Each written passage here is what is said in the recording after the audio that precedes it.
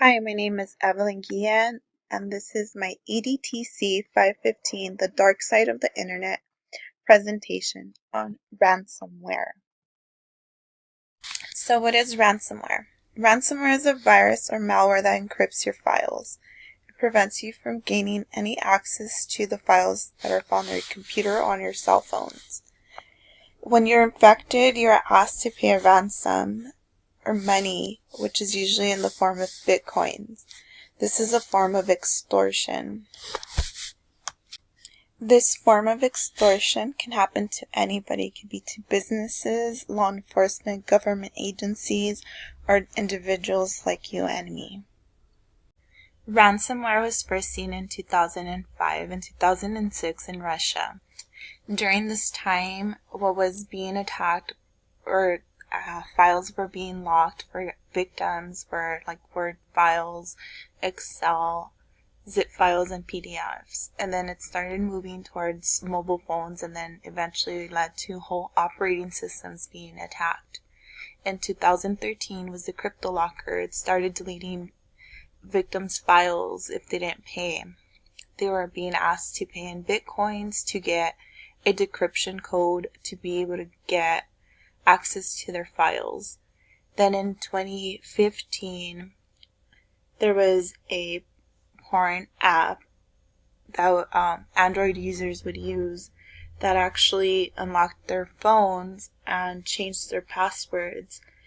And the victims would have to pay $500 to regain access to their phone systems.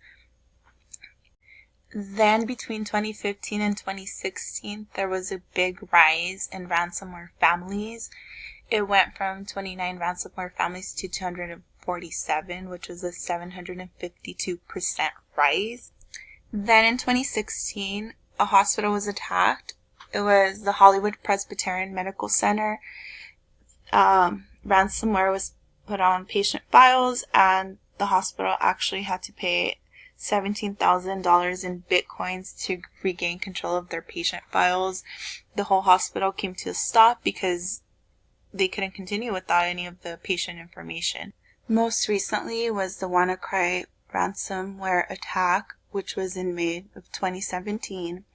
It was a worldwide cyber attack. Over 150 countries were affected. Many universities, hospitals, manufacturers, and government agencies were affected by it. Hundreds of thousands of computers were actually attacked. One thing to note about ransomware is that it's becoming more frequent.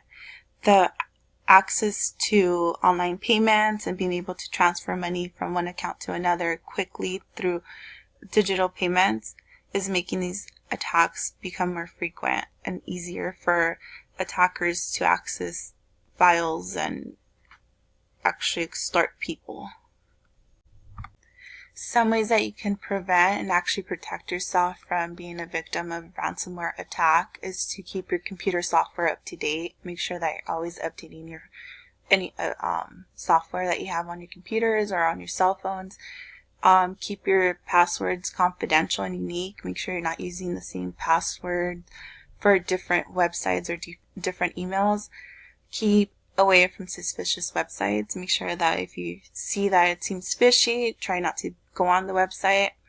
Also, don't open emails or attachments from unknown senders. If you don't know the person, if you don't know who's sending it to you, don't open it. It might contain malware or ransomware. Also, don't click on potentially harmful links. If you have security protection like McAfee, they usually warn you if it's a potentially harmful website, and just stay away from it. Also, make sure you back up your files regularly. It's always a good idea to have an external hard drive with all your information saved on there, just in case you ever do get attacked. You can simply wipe off all the information from your computer and restore the data from the external hard drive. If you are infected at work, you need to make sure to tell your system admin so that they can do the preventative measures so that it doesn't spread throughout your work site.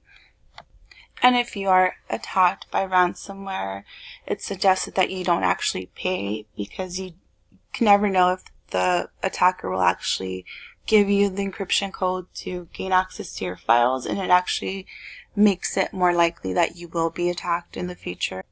And this concludes my presentation. Thank you for watching.